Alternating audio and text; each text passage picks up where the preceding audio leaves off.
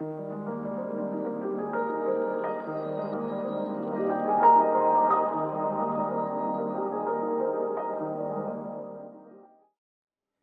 voy a compartir 3 historias, pero trate de no perder el hilo conductor de lo que entiendo el Espíritu Santo ha depositado en mi corazón para impartirle a la iglesia de Jesucristo que se congrega en familia de fe.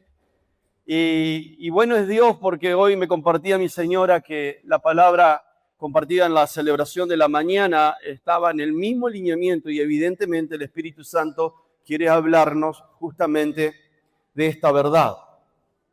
Cuando usted y yo vamos, no van a ser los textos que voy a mencionar ahora, los textos principales de la predicación, pero cuando usted y yo vamos a Mateo capítulo 13, nos vamos a encontrar en una de las parábolas que están escritas allí de que el sembrador salió a sembrar la semilla. Creo que la gran mayoría de los que estamos aquí conocemos esta parábola. Y va a mostrar de alguna forma 4 escenarios de cómo se va a encontrar la tierra que va a recibir esa semilla que el sembrador va a sembrar.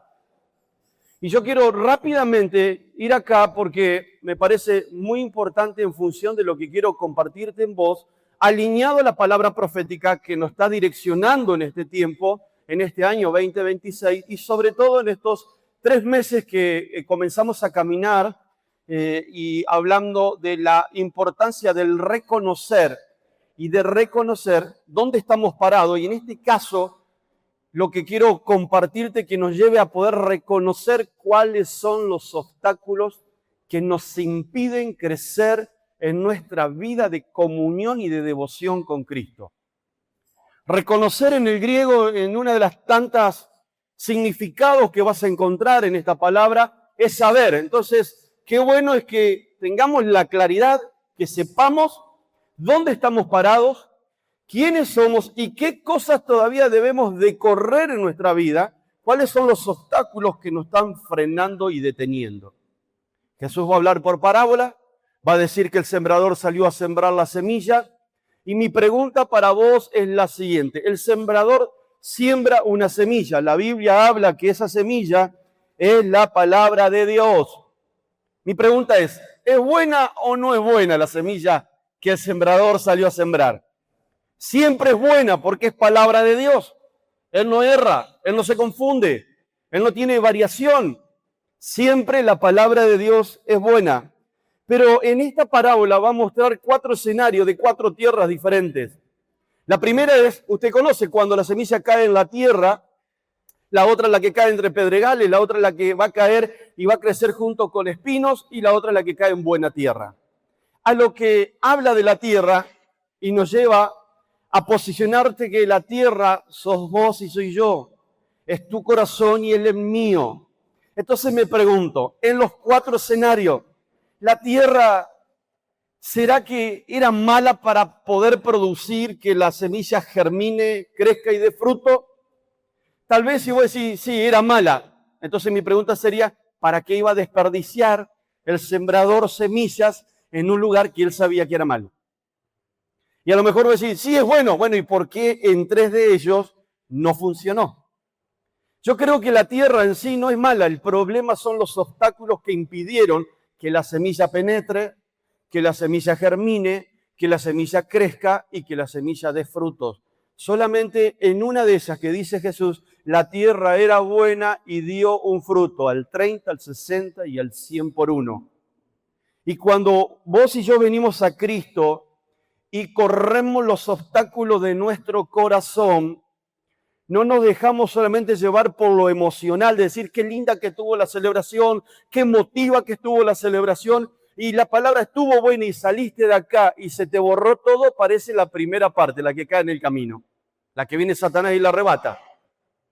Hay algo que a nosotros nos distrae muy rápidamente, o aquellas personas nuevas que dicen, mirá, no entendí nada de lo que se enseñó. Bueno, tampoco es una excusa, porque si no entendés, porque sos nuevo, tenemos como familia de fe múltiples espacios de crecimiento, como por ejemplo la escuela de vida, a lo cual si no la estás haciendo, te invito a que la hagas. Tenemos diferentes módulos, diferentes lugares, en diferentes horarios en la ciudad y en los templos, en los edificios nuestros, para poder desarrollar y crecer en el conocimiento de la palabra. Pero tal vez, quizás un obstáculo que está impidiendo de que vos te enamores más de Cristo son las preocupaciones, que es lo que representa aquellas semillas que cayeron entre el pedregal, las preocupaciones, la persecución, las vergüenzas, las preocupaciones sobre los problemas. Ojo acá, porque cuando yo me preocupo por algo, me anticipo a algo, y cuando nos anticipamos a algo que va a suceder más adelante, eso hoy se llama ansiedad. Y cuando la ansiedad ocupa lugar en mi corazón, chao, muchas veces nos olvidamos de las promesas diversas que tenemos en la palabra que nunca falla, donde Dios nos dice, tranquilo, yo estoy contigo, yo estoy en el proceso. Y ni hablar cuando en realidad los afanes o las codicias, las avaricias internas del corazón también apagan la palabra porque le ponemos más prioridad a ello que a un crecimiento. Entonces, lo que te quiero decir en esta primera etapa, cuando Jesús está enseñando esto, es decir, ¿cómo está tu tierra? ¿Cómo está tu corazón? Si la tierra fue buena, si mi tierra, mi corazón está bueno para recibir la palabra de Dios y crezco, también entender de que dice la parábola acá que dio fruto al 30, al 60 y al 100 por uno, y eso también me puede hablar de procesos. No todos vamos creciendo y desarrollando nuestra madurez en el Señor, vamos tiempo al tiempo, pero lo importante es que podamos trabajar en ello y no quedarnos estancados. Ahora, en esta noche yo quiero, ya que hablo de obstáculos, quiero hablarte que se presentan algunos obstáculos en la vida y me gustaría saber cómo lo manejás. No me lo responda porque si no, no nos vamos más de este lugar. Respóndaselo en su diálogo interno. Quiero poner uno de los que considero un obstáculo que pega muy fuerte a nuestra alma y a nuestro ser, y es el menosprecio. ¿Cómo te sentís vos? Y esta es una pregunta que te hago. ¿Cómo trabajás vos en tu persona cuando te sentís menospreciado por otros? Y cuando digo menospreciado por otros, ¿cómo reaccionás? ¿Cómo respondés cuando el menosprecio viene de aquellos que son de tu palo? Que es tu propia gente, llámese familia, llámese trabajo, ¿por qué no ministerio? ¿Qué es lo que surge en tu corazón? ¿Cómo lo manejás? ¿Saca lo peor de vos? ¿Respondés? ¿Tenés una actitud de decir, me tiraste una indirecta, me están menospreciando? Agarrate, Catalina, porque viene el contraataque. Y le decimos, Señor, vos sos el juez. No, correte, Señor, yo quiero impartir justicia. Ya voy a ver la posibilidad para devolvértela. ¿Cómo trabajás el menosprecio? Cuando el pueblo de Israel comenzó a mirarse y a compararse con otros pueblos, se dio cuenta que los pueblos vecinos tenían reyes y ellos venían bajo un gobierno de los jueces.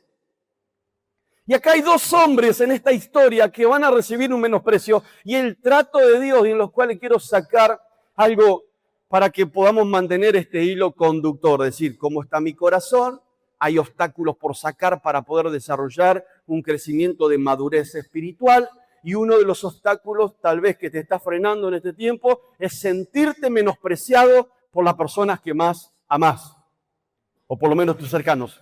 Y pega duro, y lastima, y hiere, claro que sí. Lo primero que le pega duro a Samuel, al profeta, juez y sacerdote Samuel, es que él se entere, que el pueblo le diga, vos que sos el representante de Dios en la tierra, decile a Dios que queremos ser un pueblo como el resto, queremos tener un rey. Si no se lo recordá, busque luego, le voy a dar la tarea, búsqueselo usted, no le voy a decir la cita, pero está en 1 Samuel. Búsquese allí y va a decir en un diálogo que va a tener Dios con Samuel, tranquilo Samuel, porque no te están menospreciando, no te están rechazando a vos, me están rechazando a mí. A Samuel le pegó duro que el pueblo diga, mirá Samuel, todo bien, buena onda con vos, sos un gran hombre de Dios, pero queremos un rey acá, no te queremos como juez. Le pegó a Samuel. Pero bueno, acontece que esto sigue, la historia sigue, Samuel por dirección de Dios, y una manera en la cual Dios se mueve como Él quiere, que de hecho lo vamos a ver hoy, en la tercera historia, se va a encontrar con el primer rey que va a tener Israel, que es el rey Saúl. Y dice que el pueblo, cuando se entera de que Dios ya había asignado un rey, Y en el día de la proclamación, de dar a conocer a este rey, había mucha expectativa en el pueblo, había mucha alegría en el pueblo, había mucho júbilo. Y cuando Samuel dice, bueno, y ahora le presento al rey, y comenzó a buscar el rey. Joaco, te voy a agarrar de ejemplo, ¿te puedes poner de pie? Y Bruno, que está atrás, ¿te puedes poner de pie? Mire, creo que Bruno un poquito más alto que Joaquín. Dice que Saúl, lo pongo ellos dos porque son bastante grandotes, sobrepasaba en estatura a todo el pueblo. Imagínense, venite Joaco o cualquiera, vení para acá. Mire, me saca como una cabeza. Era más o menos así, lo veían de esta manera, ni hablar si me pongo al lado de Bruno, ¿no? Gracias, chicos. Sobrepasaban, no pasaban desapercibidos. Lo empezaron a buscar, ¿y qué dice la Biblia? Saúl no apareció nunca. Estaba escondido entre el equipaje. Y por revelación divina, el profeta le pregunta a Dios y el Espíritu de Dios dice, está escondido en el equipaje el muchacho. Y lo buscan y lo presentan, pero quiero que vea esto, no pierda de vista este concepto. Lo otro que hice recién es solamente un relleno. Dice lo siguiente, 1 Samuel 10:24, te lo leo yo para ir un poquito más rápido. Y Samuel le dijo a todo el pueblo, ante usted está el hombre que el Señor ha elegido. Como pueden ver, no hay en todo el pueblo nadie que se le compare. Y el pueblo lo aclamó alegremente y gritaba, ¡viva el rey! Estaban contentos porque por fin tuvieron lo que ellos querían. Y hasta acá estaba todo bien. Pero en el versículo 27 aparecen esos que nunca faltan. Dice, pero no faltaron algunos perversos que dijeron, y este es el que nos va a salvar. Y como lo menospreciaron, tampoco le presentaron regalo. Y cuando leía estos textos en mi devocional en la semana, específicamente el día lunes, el Espíritu Santo me hacía detener en lo que sigue, en las próximas palabritas que siguen. Y dice, pero Saúl no le dio importancia. Te pregunto y me pregunto, ¿qué nivel de importancia le das cuando te menosprecian? ¿Podemos tener esta salud emocional que presenta Saúl? Decir, me entra por acá y me sale por allá, que no te alegres. Ya soy rey, lo lamento por vos. No creo que le haya hecho eso Saúl, ¿no? Pero me pregunto, ¿qué hubo en la vida de Saúl para llegar a un punto de tener la madurez o un estado emocional tan firme y tan saludable de no darle importancia al menosprecio? Creo que me permito pensar que rápidamente, no lo dice la Biblia, pero me permito pensar esto porque me parece que es una buena enseñanza para vos y para mí, que quizás en ese momento que menospreciaban a Saúl, le pudo haber venido en memoria a Saúl lo que había acontecido un tiempo atrás cuando Samuel le va a revelar que Dios lo había escogido como rey y le va a decir, Saúl, desde el momento que me des la espalda, el Espíritu de Dios vendrá sobre vos y te cambiará a otro hombre. Saúl tenía una palabra. Mi querido, mi querida, se presentarán obstáculos en la vida y que seguramente lo tenés y lo estás peleando hoy, y uno de ellos puede ser el menosprecio, y va a depender mucho de cómo vos reacciones frente al menosprecio. O te hundís en la amargura, en el enojo, en la impotencia, o te aferrás a las palabras de lo que Dios te dijo, quiénes somos en Él y para lo cual Él nos llamó, nos capacitó y nos asignó. Y en función de la asignación que vos tengas en Cristo Jesús, tenés un favor especial. Dios te va a usar como sos. Y la gente te puede llegar a menospreciar. El tema es qué respuesta vas a dar. O seguís creciendo o es un obstáculo que impide que vos puedas crecer. Depende de cómo esté tu tierra. Creo que Saúl pudo capitalizar la semilla que se le sembró en el corazón. Había una tierra dispuesta, logró seguramente romper con sus prejuicios, sus miedos o sus incertidumbres, pero no le dio importancia a aquellos que se burlaron de él. ¿Cuánto nos pegan la estima? ¿Cuánto rompe muchas veces nuestra identidad como persona cuando viene el menosprecio. Y cuando nos posicionamos desde el dolor, ¿sabe lo que terminamos haciendo, lo que se termina haciendo por lo general? Dejo de buscar el consejo donde debo de buscar. Y si vos estás viviendo un momento de menosprecio y el menosprecio te quiere robar la fe, te quiero decir una cosa. La fe es para que la uses en tiempo de prueba, no para que la abandones en tiempo de prueba. Para que nos autoexaminemos, ¿sí? Ahora sí quiero ir a una tercera historia. Y vos estarás diciendo, si este hombre recién, eso fue la introducción, no nos vamos más. Antes de las 12 te vas a ir. No sé si 11:30, 12 menos 10, pero nos vamos a ir a casa. Lucas capítulo 1, versículo 5. Lucas capítulo 1, versículo 5. Dice la palabra de Dios, te lo leo en Reina Valera, versión contemporánea, Lucas 1, versículo 5 en adelante. En los días de Herodes, rey de Judea, había un sacerdote llamado Zacarías de la clase de Abdía, cuya esposa Elisabet era descendiente de Aarón. Ambos eran íntegros delante de Dios y obedecían de manera irreprensible todos los mandamientos y ordenanzas del Señor. Pero no tenían hijos, porque Elisabet era estéril y los dos eran muy ancianos. Un día, en el que Zacarías oficiaba como sacerdote delante de Dios, pues le había llegado el turno a su grupo, le tocó en suerte entrar en el santuario del Señor para ofrecer incienso, conforme a la costumbre del sacerdocio. Versículo 10. Mientras se quemaba el incienso, todo el pueblo estaba orando afuera. En eso, un ángel del Señor se le apareció a Zacarías.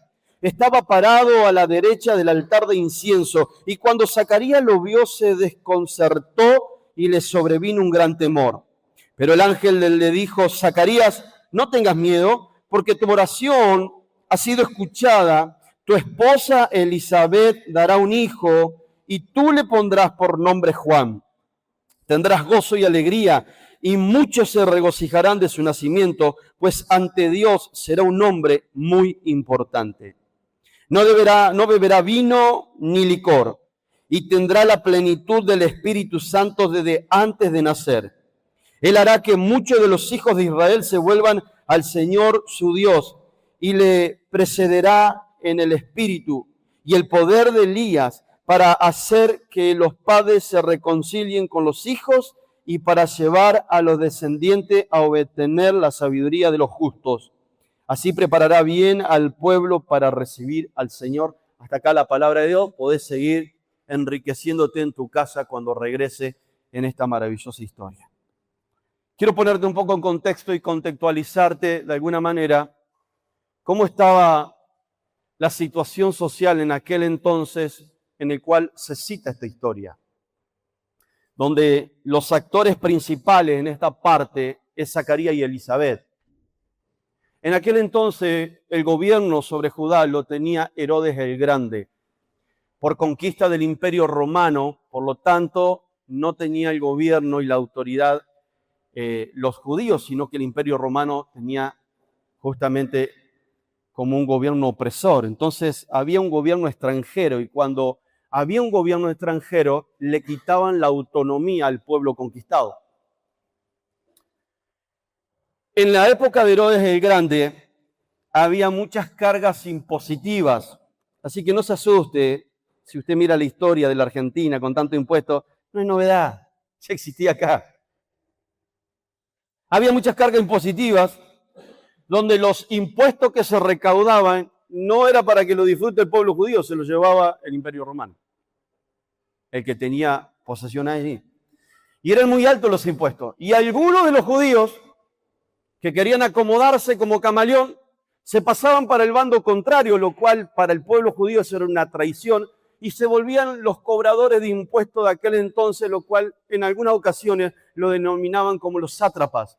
Eran personas que tenían cierto cargo jerárquico, pero eran unos títeres del gobierno opresor. Le venía bien porque estaban interesados en la platita que le quedaba a nivel de corrupción, pero no le importaba demasiado el pueblo. Entonces, Esta gente estaba viendo ese panorama en el tiempo de Herodes el Grande y al haber un gobierno extranjero imponían leyes totalmente diferentes a las que el pueblo judío se regía y caminaba. En los tiempos de aquel gobierno del Imperio Romano había tensión social, política y religiosa, porque el Imperio Romano, al ser un imperio politeísta, metía las costumbres de idolatría a varias deidades. Entonces también permeaba con diferentes ideologías de creencias, de romperle aún el concepto y la convicción de fe del pueblo judío, metiéndole un montón de basura en el medio para que saquen la mirada a Dios y la puedan poner en diferentes dioses. A todo esto se sabe como parte de la historia que Herodes el Grande se lo consideró como un hombre que también hizo muchas construcciones. Nos quedamos con la parte linda. En la historia estudia más que nada eso, hizo muchas construcciones, gran constructor, pero no cuenta la parte más nefasta. Fue un tipo que se lo consideró un paranoico. Se persiguió por todos lados, incluso mató a su propia esposa y a sus hijos porque pensaban que lo querían derrocar o que podían tener una actitud conspirativa en contra de él. Fue un hombre altamente y sumamente cruel, violento, desconfiado. ¿Por qué te cuento esto? Porque esto era el contexto social donde estaba viviendo un pueblo que estaba bajo presión, que era el pueblo de Dios, y en ese pueblo estaba Zacarías y Elizabeth. Por lo tanto, había un factor externo, y cuando digo un factor externo, tomalo para poder entender y mantener el hilo conductor de lo que te estoy hablando, no dejaba de ser un obstáculo que para algunos lo podía llevar a perder la fe. ¿O no te pasa, o no nos pasa, que muchas veces cuando miramos la realidad social, económica, religiosa, política, sin hacer ninguna connotación de partidismo, no me interesa eso, no es que muchas veces te desgana las situaciones, este país, no salimos más, esto es recurrente, y viene uno de pincharse?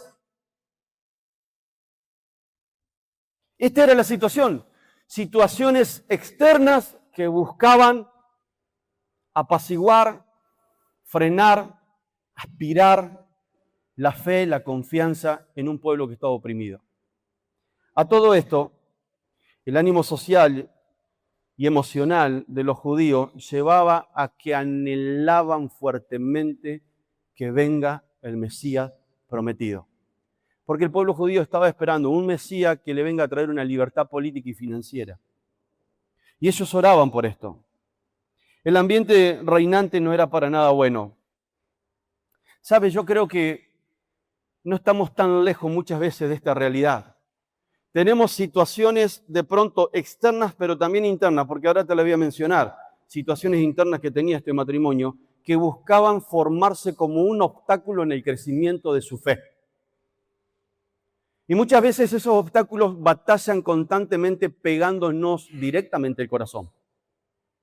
Y claro que el infierno está detrás de todo esto porque lo que busca que vos ni yo podamos tener un crecimiento en nuestra identidad en Cristo y saber verdaderamente todo lo que podemos alcanzar en Él y descubrir todo lo que Dios soñó aún desde la eternidad para que nosotros podamos caminar.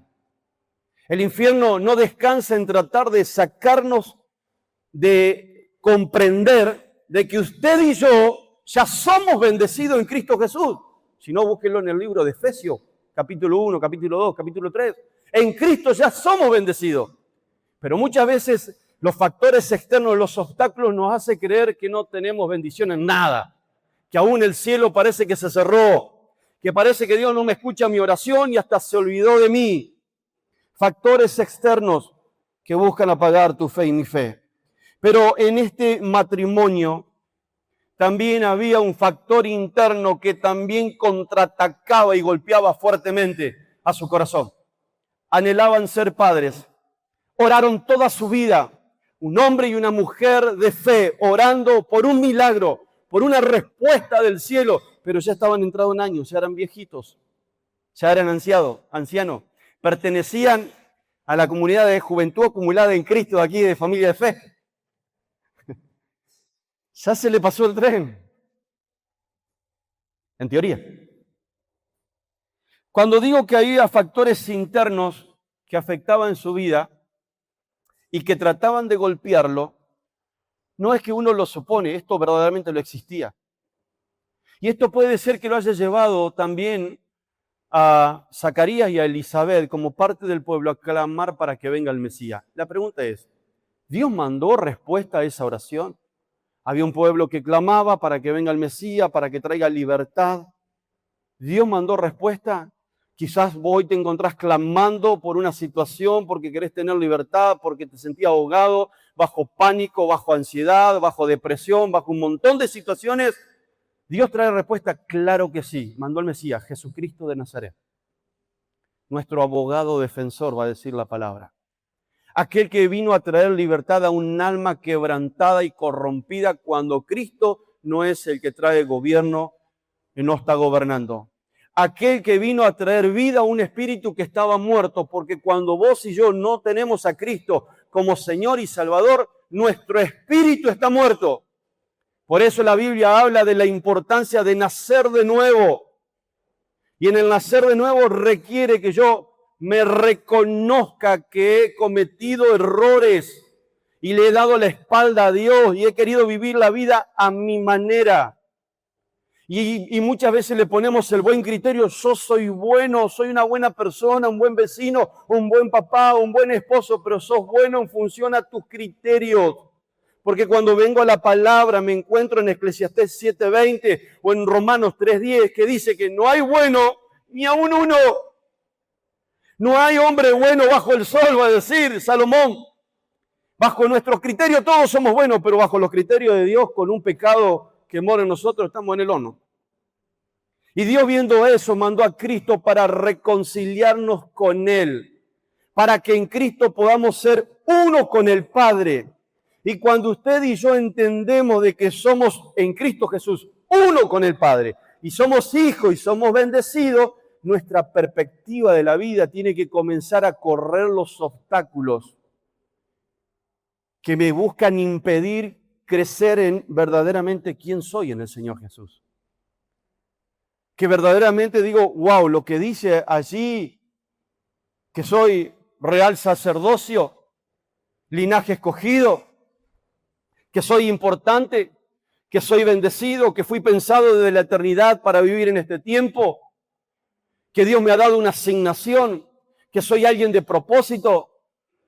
Claro que el infierno busca obstruir eso, pero Cristo, que es nuestro Mesías, el que vino a reconciliarnos con el Padre, nos vino a traer la libertad de aquellas cosas que hoy oprimen aún a tu alma.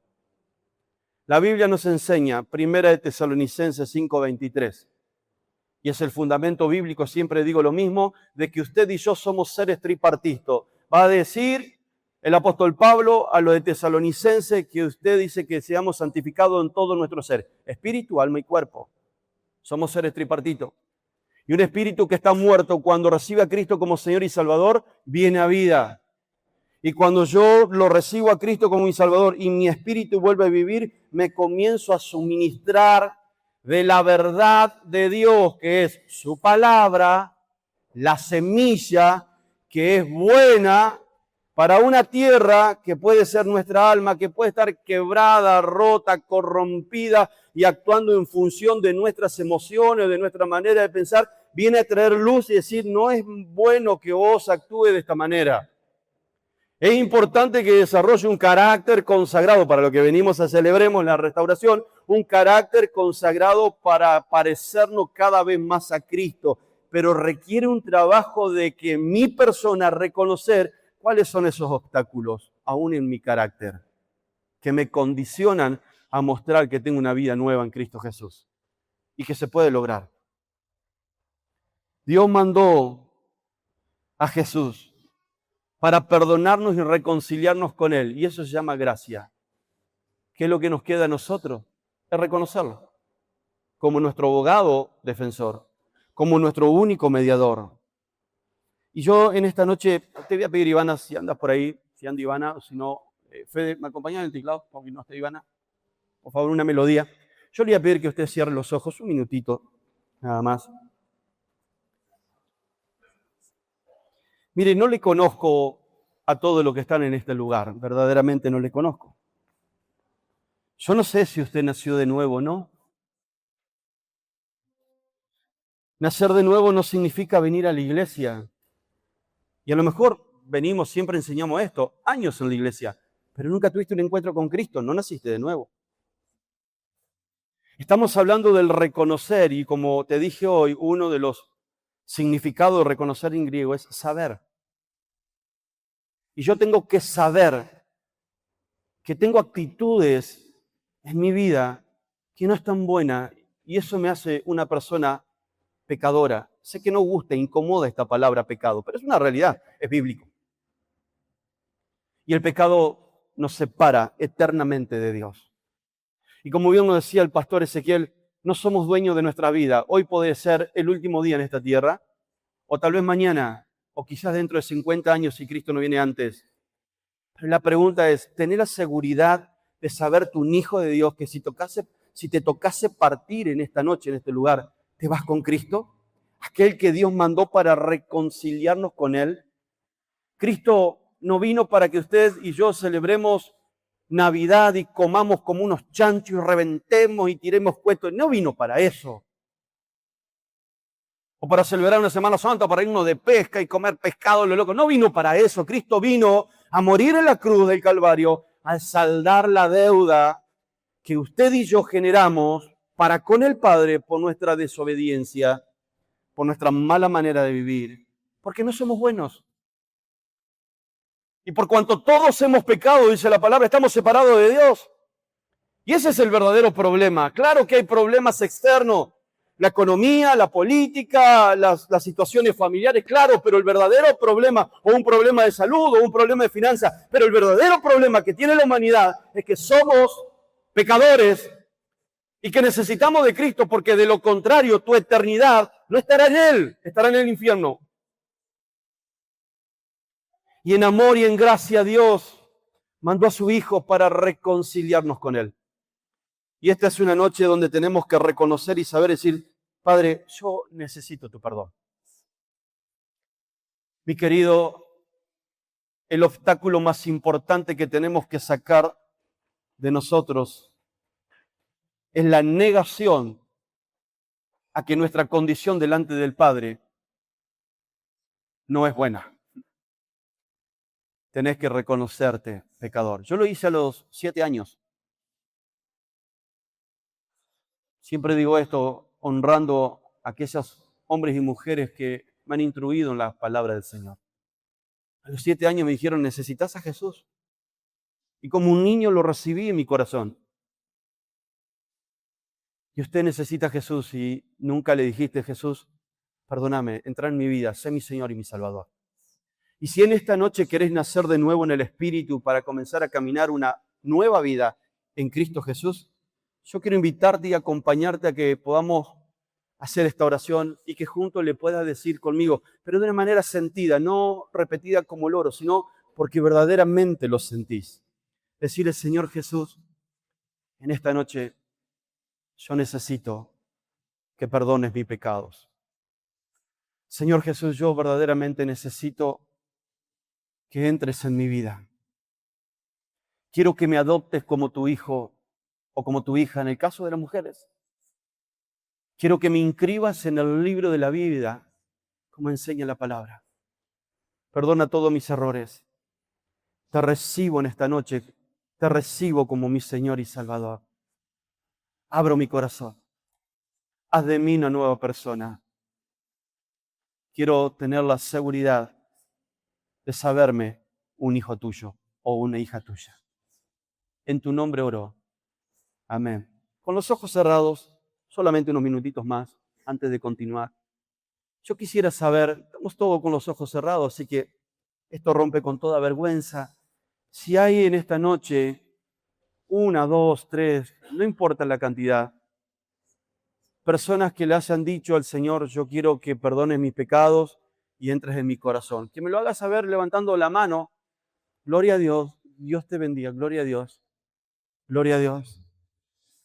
Gloria a Dios. Hay nuevo nacimiento en el Espíritu.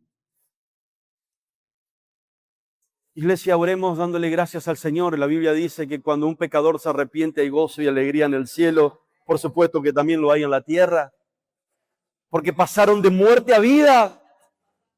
Y qué lindo es ver, tengo la bendición de poder ver de personas que le dijeron hace un ratito, hace segundos, Señor, perdona mi pecado, y ver lágrimas en sus mejillas. Porque eso implica y eso muestra un arrepentimiento genuino. Y Dios viene, perdona, limpia, nos hace nueva persona. ¿Qué le parece si le damos gloria a nuestro Dios? Él lo hace. Gracias, Fede. Había un factor, un obstáculo externo, pero también había interno. Porque la gente se le burlaba al pobre Zacarías y a la pobre Elizabeth. Aunque la Biblia no lo diga, pero era parte de la costumbre de la sociedad de aquel entonces. Por no haber podido tener hijos, recibieron menosprecio. No era bien vista una mujer que no haya podido llevar en su vientre un niño. Es más, se la etiquetaba como pecadora. Algo habrá hecho para que Dios no le haya bendecido con un hijo. Entonces imagínese, póngase unos segundos en ese lugar. ¿Cómo rompe el alma cuando te etiquetan o me etiquetan? Desde el menosprecio, desde la burla, desde la indiferencia, desde la falta del afecto, de amor, de lo que fuese. ¿Cómo rompe el alma eso? Entonces eso se vuelve un factor interno que también es un obstáculo para poder crecer. O se puede volver un trampolín para poder potenciarnos en Dios. Depende lo que yo le permita a la palabra que penetre en mi corazón. Lo compartí anoche y algo lo compartió hoy mi señora, y aquí el matrimonio Lipuma nos puede entender como tantos otros. Es duro cuando pasan los años y buscas tener tu descendencia y que no vengan hijos. Y orás y clamás y es duro cuando vienen algunos con alguna manera de hacerte algún chiste y en vez de generar un chiste te clavan una puñalada en el corazón. A mí me han dicho cosas que me han herido porque no se mide, porque no se tiene la prudencia de medir. Si lo digo esto, no se tiene la prudencia de ver qué resultado y efecto genera en el otro. Entonces puedo entender que el alma de estos hombres y esta mujer pudo haber estado rota. Entonces se encuentra un factor externo, la sociedad, el clima, el ambiente nefasto, pero un factor interno también de un alma quebrada y rota por algo que anhelaba y que no sucedió. Pero acá comienzo a ver alguna característica de este precioso matrimonio. Dice la Biblia en el versículo 6, ambos eran íntegros. Estos viejitos se la traían, en el desarrollo de su carácter. La palabra íntegro en el hebreo es una palabra que representa a una persona que es entera, que es sana, que es intachable. Cuando en el hebreo se habla de integridad, está hablando de que hay una coherencia interna. Es decir, que es una persona que no es de doble cara. Es la misma persona aquí en la iglesia, en el trabajo, en la casa, cuando lo ven o cuando nadie lo ve.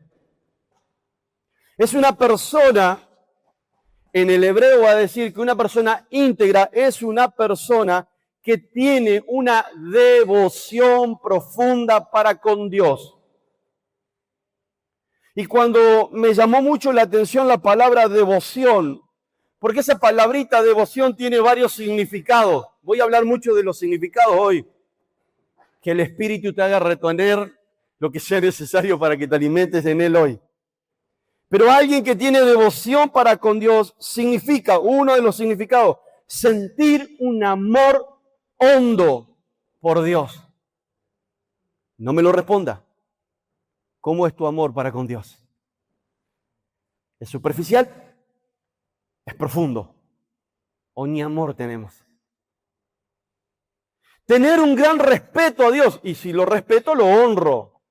Y si lo respeto, lo sigo. Y si lo respeto, entiendo que lo que me aconseja no es para mal, es para potenciarme, es para bien. Significa devoción una entrega total para obedecerlo a Él y para servirlo. Y cuando aparece la palabra servir, algunos en algún momento de mi vida me pasaba lo mismo, nos empezamos a retorcer como víbora recién matada. ¿Sí? Tengo que servir, estoy comodito donde estoy. Eso es devoción. Yo digo, un matrimonio que tenía factores externos, pero internos, que se volvieron obstáculos como para tener las excusas y las justificaciones perfectas y decirle a Dios, hasta acá llegamos, chau, hasta mañana, no te quiero ver más la cara. A ponerse en la postura de la queja, de la demanda para con Dios, no lo encuentro. Encuentro que este matrimonio desarrolló integridad. Digo, wow, por Dios, estos viejos se la traían y bárbaro, ¿no? Lo digo de manera afectiva de los viejos, ¿no? Pero la palabra íntegro en el griego es holokleros. Holos significa entero y kleros significa porción. Por lo tanto, si unimos es estar completo en todas las partes sin que nos falte nada en nuestra estructura moral y espiritual. Eso significa ser íntegro. Muchísimas definiciones, muy profundas, pero un desafío y una vara muy alta. ¿Inalcanzable? No, porque ellos lo alcanzaron. Y fueron ser humanos como usted y como yo. En todo caso, tuvieron disciplina para desarrollar un carácter de integridad. Estar completo, sin que le falte nada en la estructura moral, sobre sus principios, estamos hablando de moral, sobre sus valores, sobre su manera de accionar. Pero no solamente que estos viejitos eran íntegros, sino que en el mismo versículo 6 dice que eran obedientes. Significa que tenían una conducta irreprensibles. Digo, wow, con todo lo que tiene.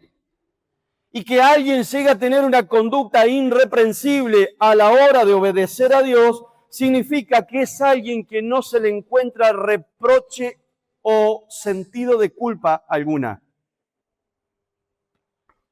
Si pudiera hablar con los tuyos, con los que viven con vos todos los días, podrán decir de que sos un papá, una esposa, una mamá o una esposa, un tío, un abuelo, de la puerta para adentro de casa, irreprensible, totalmente obediente a Dios, a sus mandatos, altamente íntegro, sin doble cara, que sos igual de lo que nos mostramos aquí, de la misma manera de lo que sos en la calle y cuando estás en tu casa, que ha logrado desarrollar carácter para saber crecer, y el desarrollo de carácter es identificar, reconocer los obstáculos que impiden que yo pueda crecer a la estatura y la plenitud de Cristo.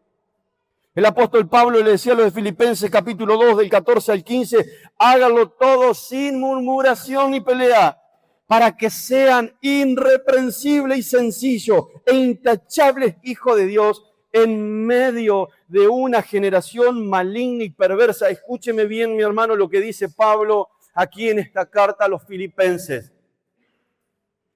Está diciendo que hay características, pero hay conductas o hay hábitos que yo debo de incorporar. Hay cosas que tengo que renunciar, abandonar, pero hay cosas que debo de incorporar y adoptar en mi vida. Y una de ellas es salite de la murmuración. Hace un tiempo atrás hablaba en una de las predicaciones y el primer punto fue dejar de vivir la vida de otro. Porque cuando vivimos la vida de otro murmuramos. Salite de las peleas. Entonces cuando te menosprecien, decí, voy a ser la gran Saúl, no le voy a dar importancia. Porque si sale de nosotros, le partimos una silla en la cabeza. Oramos, Señor, que tu fuego consumidor caiga sobre él ahora y que desaparezca, quede achicharrado, ¿no? O me pasaba a mí nomás. Para que podamos ser irreprensibles e intachables. ¿Por qué Dios quiere esto? Para que nos vaya bien. ¿Pero cuál es el motivo? Porque estamos en medio de una generación maligna y perversa, en medio de las cuales necesita que vos y yo, con nuestras actitudes, trabajando en los obstáculos que me impiden crecer en Dios, nos volvamos luminares en el mundo. Que seas luz. Te pregunto y respondete para vos mismo hacia adentro. Cuando llegás a los ambientes de las personas que amás, ¿sos de lo que generan una luz con una voz de esperanza, de amor, de paz, de buena conducta? ¿O generás oscuridad? Diría el pastor Sixto Porras de Enfoque a la Familia, sos el generador de esos ambientes emocionales y espirituales que dan gusto volver a casa. ¿Te extrañan cuando no estás? ¿O dicen, menos mal que se fue, que pierde el colectivo, no vuelva dentro de una semana? ¿Cómo sos? Mire, y acá le quiero hablar a los papis, me salgo un poquito, pero vuelvo muy rápido, porque está relacionado sobre cómo somos y cómo formamos.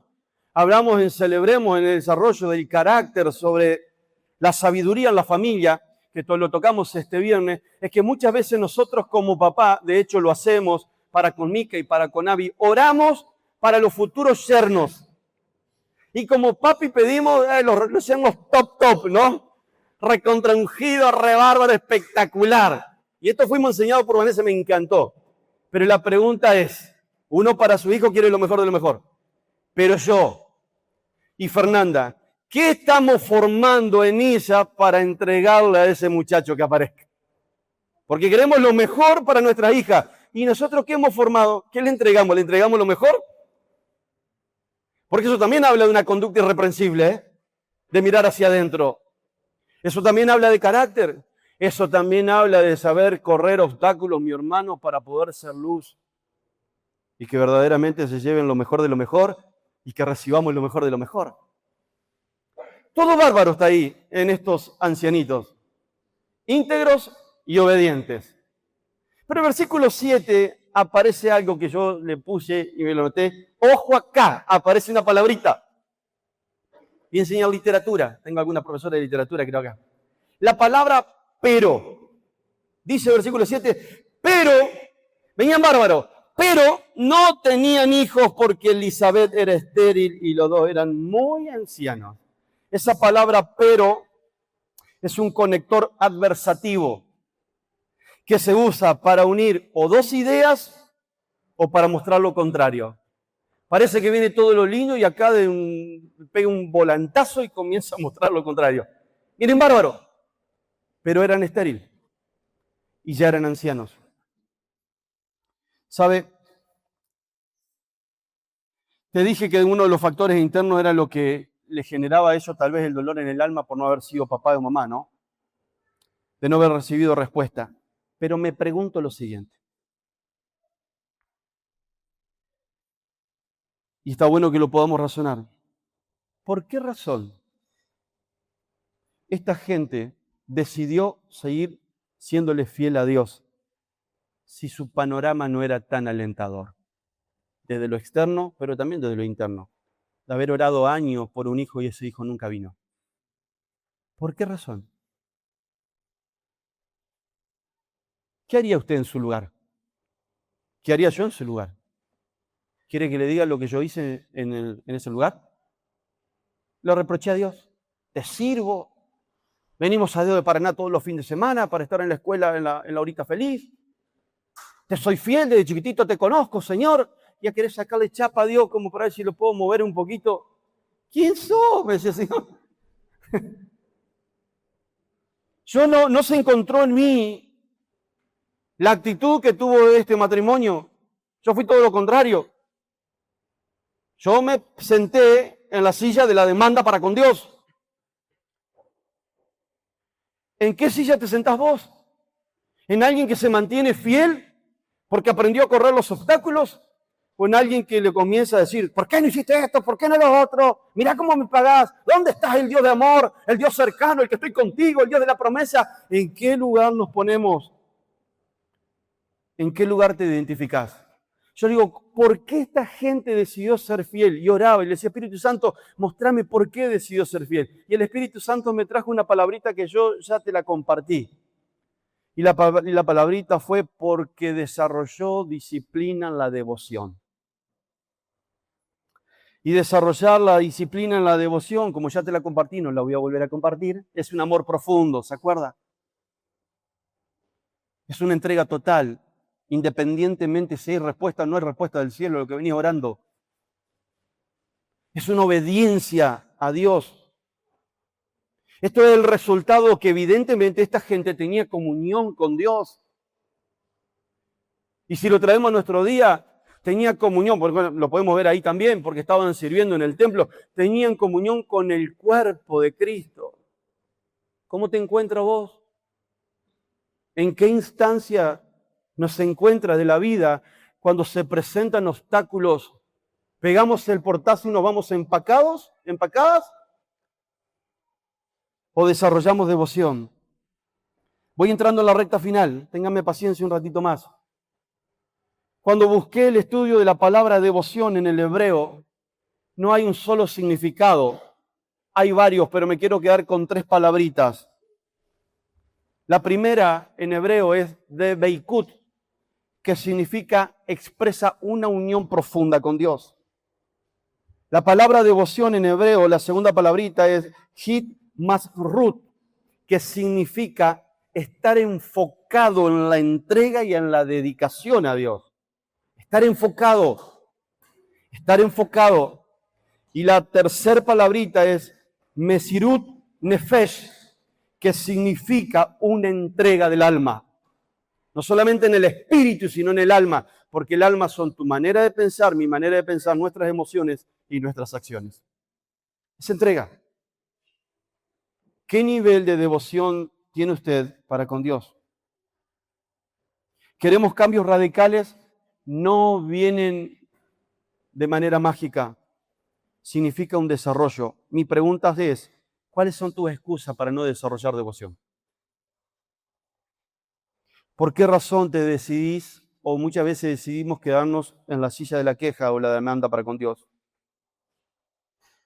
¿Hasta cuándo decidirás quedándote en esa estación de la vida y no decir, Señor, yo hoy decido sacar los obstáculos porque quiero que mi corazón sea una buena tierra para tomarme de tu semilla, de tu palabra y que dé fruto al 30, al 60 y al 100 por uno? Yo quiero lograr tener una madurez y una estabilidad emocional, por lo menos al principio como la tuvo Saúl, de que cuando venga el menosprecio, no me detengo ahí, yo sigo adelante, no le hago caso al menosprecio. No le doy la validez y la importancia a algo que me quiere obstaculizar mi crecimiento con Dios. Y como te dije que iba a ir terminando, encuentro en el versículo 8, del 8 en adelante, algo maravilloso. Es de la manera que Dios se mueve y como Él lo quiere hacer, siempre es perfecta. ¿Sabe? Dice la Biblia que Zacarías, que era de la tribu de Leví y descendiente de Aarón, en este caso era parte de la clase de Abdías. Los sacerdotes que eran descendientes de Aarón no eran 4 o 5. Como eran miles, se los dividía en grupo o se los llamaba clase. Y cada grupo se le asignaba un turno para poder venir a presentar sacrificios o a quemar incienso delante del Señor. El incienso era una ofrenda a Dios para pedir perdón por los pecados del pueblo. En este caso, lo que desarrollaba esta gente, esta clase de sacerdotes, era 2 veces al día. Y como en cada clase, cada grupo, eran miles de sacerdotes, se hacía un sorteo, como para que no haya favoritismo. Entonces, si Lucas, y si Federico, y si Tomás era parte de mi clase, se hacía un sorteo. Y en el sorteo salía asignado Fede, Fede venía, oficiaba como sacerdote, hacía el incienso, pero ya quedaba fuera, no tenía la oportunidad de volver a repetir eso. Por lo tanto, poder ofrecer un sacrificio como sacerdote se te podía dar una única vez en la vida, solo una única vez. No fue por casualidad que le haya tocado a Zacarías. Había una causalidad, porque Dios había preparado una entrevista personal con él. Porque Dios quería darse a conocer de algo extraordinario. ¿Sabes una cosa?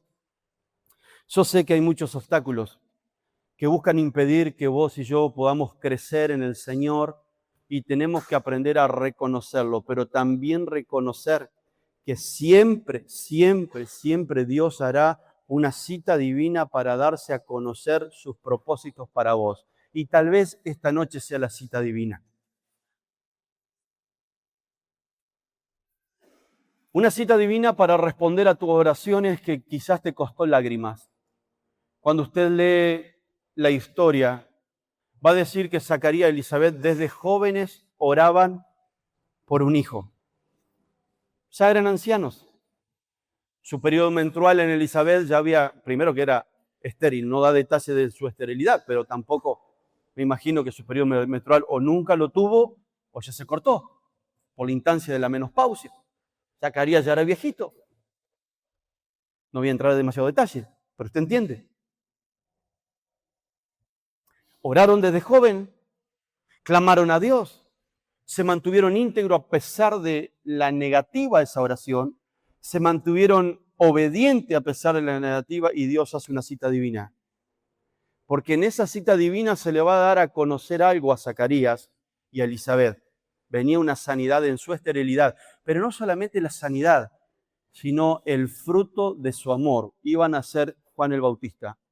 Por lo tanto, me permito pensar, y esto lo fundamentamos en la Biblia, la respuesta a la oración, le va a decir el ángel, tu respuesta, Zacarías, fue escuchada por el Señor, porque había propósito divino. Mis hermanos, por favor, aunque sea, si no te quedas con nada de lo que te dije anterior, quédate con esto. Y ojalá te quede con toda la predicación, pero quédate con esto. Vendrá en lo que queda de este año respuesta a tu vida. Y en mucho de lo que estamos acá ya han venido respuestas sobrenaturales de Dios, en todos los aspectos, físicos, emocionales, espirituales, del alma, económico, de sanidad, etc. Han venido, pero esas respuestas son con propósito divino para manifestar la gloria del Padre. El propósito de que Juan el Bautista haya venido fue un propósito divino para preparar el camino de nuestro Señor Jesucristo. Cuando vino Micaela, como el primer milagro, como le pasó a la familia Lipuma, y cuando luego viene Abigail, cuando la ciencia, cuando la afección en mi cuerpo por la esterilidad nos decía que no, nosotros somos muy conscientes con Fer que hay un propósito divino de Dios a través de mis hijas. Y compartimos este testimonio porque es para decirle a aquellos que tal vez anhelan poder tener hijos y que hoy no pueden porque puede haber una afección, mira, yo no estoy demonizando ni desvalorizando la ciencia, estoy diciendo que Dios tiene poder para hacer un milagro. Y el propósito es un propósito divino para hacerlo grande a Él. Y te lo prediqué hace un tiempito atrás y te lo vuelvo a recordar. Cuando fueron a Jesús a decirle, tu amigo Lázaro está muriendo, padeciendo, Él dijo, esta enfermedad no es de muerte, porque esta enfermedad es para glorificar al Padre y al Hijo. Entonces, toda la respuesta del cielo sobre tu vida tiene un propósito divino. Glorificar al Padre y glorificar a Jesucristo. La pregunta es, ¿los da a conocer? ¿O te lo guardás? ¿O te lo callás? No quiero compartir el testimonio, pastor, para que no se crea que soy medio agrandadito, que a mí nomás me pasa. ¡Compartilo! Porque Dios respondió a tu oración por propósito divino, porque a alguien le ayuda para fortalecer su fe. Porque a alguien le ayuda para decir, wow, si Dios lo hizo con él, lo puede hacer conmigo. Comparta, porque glorificamos al Padre y glorificamos a Cristo. Estoy convencido por dirección del Espíritu Santo que claro que este año, en función de la palabra profética de así de Isaías 66:14, es un año de reverdecer. Estoy convencido que es un año de respuesta de Dios y será un muy buen año cuando nos mantenemos en integridad, en obediencia y en devoción. Mi querido, no espere bendición, no espere respuesta, no espere el respaldo de Dios si decido caminar a espalda de Él. No lo habrá. No lo habrá. Y no se enoje, oré a Dios y no me contestó, pero mantuviste integridad.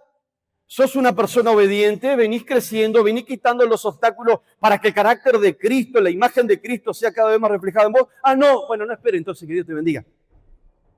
Porque no funciona así la cosa. En la obediencia, dice la palabra, está la bendición y con la bendición puede estar la respuesta. Hoy, mañana, dentro de 20 años. No lo sé. A mí me costó 12 años para poder entender y comprender que me tenía que seguir deleitando en Dios, sea que Dios nos responda o no me responda en sanar mi esterilidad. Y cuando me cayó la ficha y me dediqué a deleitarme en la presencia de Dios, a caminar en obediencia, a rendir todo mi ser, vino Micaela y luego vino Abigail. Con propósito divino. Porque aprendimos la lección. Y te comparto lo que aprendimos. Quiero invitarte, amada iglesia, que puedas cerrar tus ojos.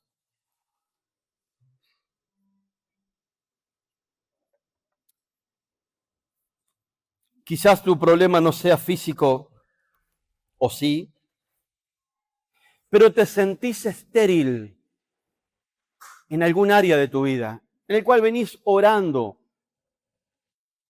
Y pareciera ser que la no respuesta a tu oración aún se pudo haber vuelto un obstáculo. Que eso no te quite, por favor, que eso no te quite, que nada nos quite, ni a vos ni a mí, el seguir desarrollando integridad y obediencia al Padre y disciplinarnos en devoción para con Dios. ¿Cómo está tu vida devocional? ¿Cómo está tu vida de oración?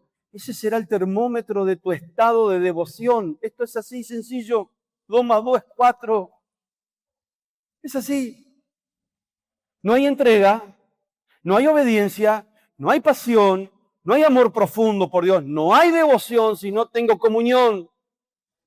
Es que no entiendo la Biblia. Bueno, venite a los espacios de crecimiento para poder entenderla, pero no te permita que Satanás te robe lo que Dios te está impartiendo. La primera tierra de la parábola del sembrador. Es que tengo muchas cosas por hacer, que las preocupaciones no te roben la esperanza, la confianza en el Señor. Es que hay muchos afanes, que los afanes de la vida no te lleven a decidir mal. Uno de los problemas de Saúl, que al principio mostró una madurez y un estado emocional extraordinario, metió la pata porque en su afán hizo algo que no fue llamado a hacer y Dios lo rechazó y le quitó la posibilidad de seguir reinando él y toda su familia. Porque el afán lo llevó a hacer cosas que no debería de hacer en vez de esperar los tiempos en el Señor. Mi hermano, que no nos pase que los afanes de la vida nos desenfoquen por el amor de Dios. Pero la única manera de poder estar alerta, entendido y comprendido es nuestro nivel de devoción, de entrega, de oración, de pedir consejo al Espíritu Santo que nos guíe, que nos revele lo que hay en el corazón del Padre, como dice Corintios, para tu vida y para mi vida. Y eso no viene de manera mágica, viene de manera de orar cuando aún no tenga ganas, de buscarlo cuando aún la situación externa o interna, los obstáculos que se nos presenten, sean cada vez más grandes. Que no te apague el fuego del deseo de querer conocer más a Cristo. Y cuando nos caminamos y nos embarcamos en este río, nos metemos en este río, claro que se cumple, que será un buen año, que nos mantendremos reverdeciendo a pesar de las pérdidas que vendrán y que han venido. Me mantengo reverdeciendo, porque cuando me mantengo reverdeciendo, ahoga el dolor de las pérdidas. Eso fue otra de las palabras que el Señor nos dijo para este año. Pero quizás en esta noche ha llegado a la casa de Dios para celebrar juntos como familia y decir, pastor, mirá, yo me siento estéril en esta área. En mi vida en comunión matrimonial, en mi economía o aún en mi vida espiritual. Estoy estéril en mi salud, con una afección. O aún tal vez, ¿por qué no? Que haya matrimonios que anhelan ser papá y alguno de los dos, o tal vez los dos son estériles. Mire, yo creo en lo que Dios puede hacer. Lo hizo conmigo, lo puede hacer con usted. Lo hizo con la familia Lipuma, lo puede hacer con usted. Y lo hizo con tantos otros que hemos dado testimonio. Quizás hoy en la cita divina, como la que Dios generó, gestó para encontrarse con Zacarías y decirle, Zacarías, tu oración hoy fue contestada. Si en esta noche sos de aquello que decir, Señor, yo quiero que sanes toda mi esterilidad. Llámese como se llame tu esterilidad. Quiero invitarte a que puedas pasar aquí adelante porque queremos orar unos por otros. Lo enseña la palabra. Y queremos